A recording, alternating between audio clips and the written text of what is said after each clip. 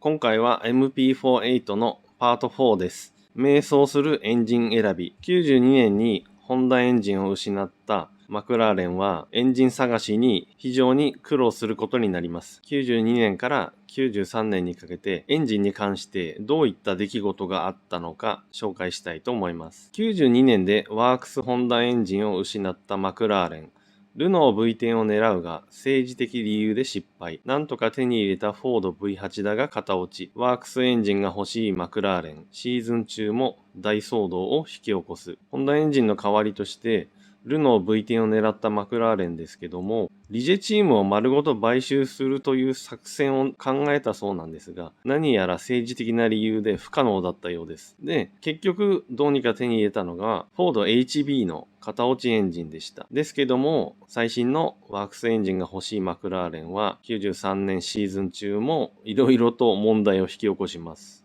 今回もマーティン・ウィットマーシュさんのインタビューを参考にさせてもらいます。92年初めにホンダは撤退をロンに伝えたが聞く耳を持たなかったらしい。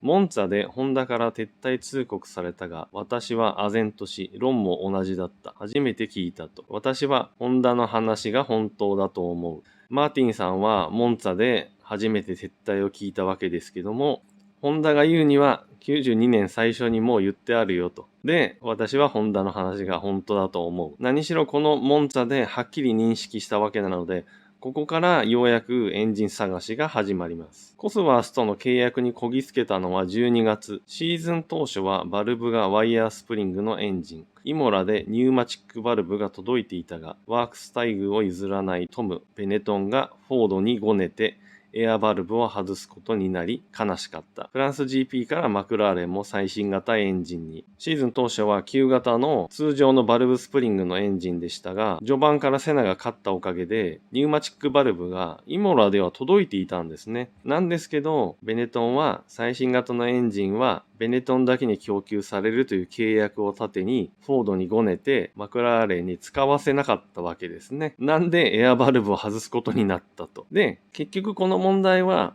フランスグランプリからマクラーレンにもベネトンと同じ最新型エンジンが供給されるようになって解決しました。コスワースのワークスチームの座を奪おうとしたが失敗。それからはエンジンメーカーに媚びを売り歩く日々さ。接触した中にランボルギーニがあって脈がありそうだったので交渉を持ちかけた。フォードより60馬力上だというが本当か。MP48B に乗せてみたら2秒近く速かった。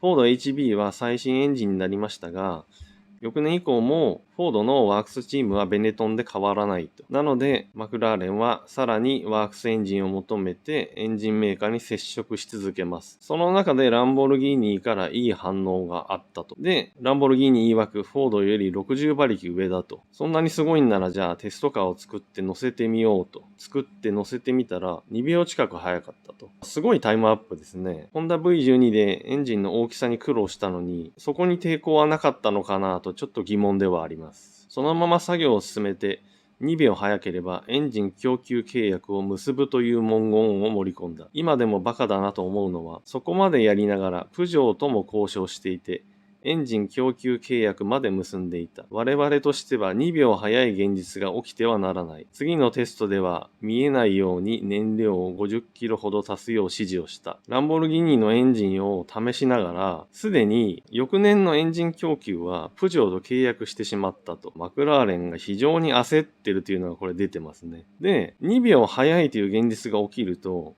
プジョーとランボルギーニ両方からエンジンを供給されちゃうわけですね。で、それはまずいと。なんで、こっそり燃料を50キロ足して遅くなるようにインチキをしたと。いいエンジンだったのにバカな真似をしてチャンスを潰した。さらに悪いことに、セナは HB はもう嫌だ。ラスト参戦はランボルギーニを乗せて走ると言い出した。翌年のプジョーは結局失敗に終わりますから、マーティンさんはランボルギーニはもったいないことをしたと思ったんでしょうね。で、ランボルギーニエンジンを試してしまったセナは、もうパワーのない HB は嫌だと。ランボルギーニを乗せろと言い出したわけですね。フォードとの契約があり、翌年はプジョーとの契約。ランボルギーニを乗せることはできない。生地マシンが速かったせいでセナはつむじを曲げてしまった。ラスト2戦で勝てたのはミカのおかげだと思う。やる気を失っていたセナがミカの活躍でスイッチが入った。93年中はフォードのエンジンを使うという契約があって、翌年はプジョーを使うという契約ですから、ランボルギーニをちょっと使うなんてことはできないわけです。ですけど、テストのタイムが速かったもんだから、セナは怒ってしまったと。で、機嫌を損ねてしまったセナのやる気を出してくれたのは、ハッキネンだと。終盤復活したハッキネンが早かったもんだから、セナがそれに刺激を受けて、スイッチが入ったと。なので、ラスト2戦が勝てたとマーティさんは言ってますね。このようにいろんなメーカーと接触をしてゴタゴタを引き起こして、この時のマクラーレンがワークスエンジン欲しさに非常に焦っていた、非常に混乱していたというのがよくわかると思います。